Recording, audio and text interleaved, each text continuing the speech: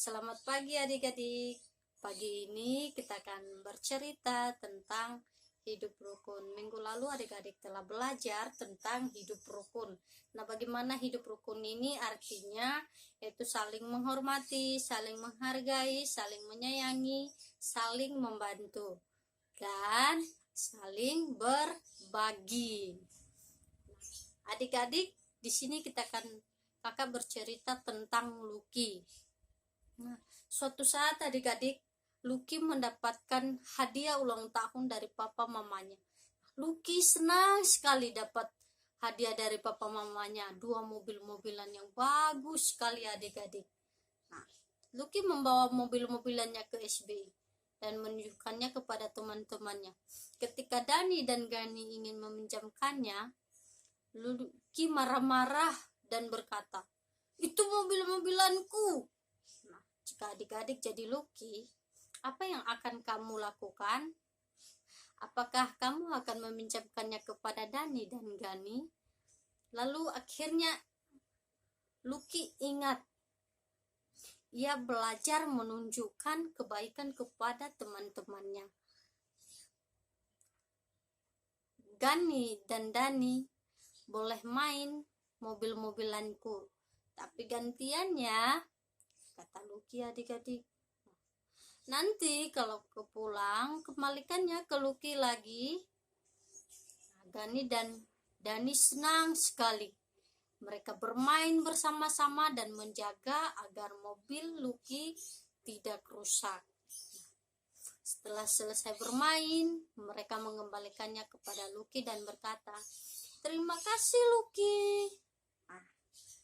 Harinya pun adik-adik, mereka telah mengembalikannya kepada Lucky. Nah, jika adik-adik memiliki seorang adik atau kakak di rumah, ketika kakak atau adik-adik meminjamkan mainannya kepada kakaknya, dan ketika mainan itu rusak adik-adik, apakah adik-adik harus marah-marah? Haruskah adik-adik harus membuang mainannya? Nah, tidak boleh adik-adik. Tidak boleh marah-marah, tetapi adik-adik harus bisa memaafkan kakak yang telah merusak mainannya. Atau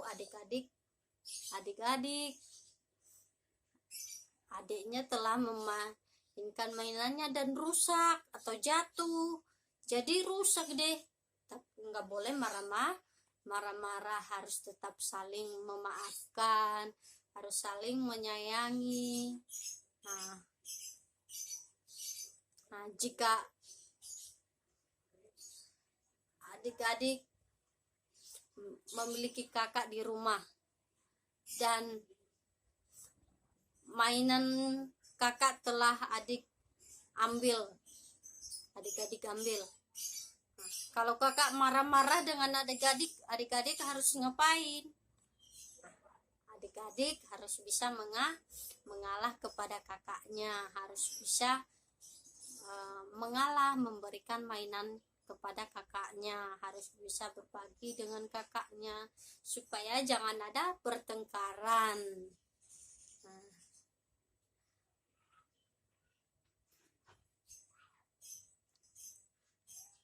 Nah, begitu ya adik-adik tidak boleh marah-marah kepada kakak-kakaknya, atau ketika kakaknya berbuat salah harus bisa memaafkan.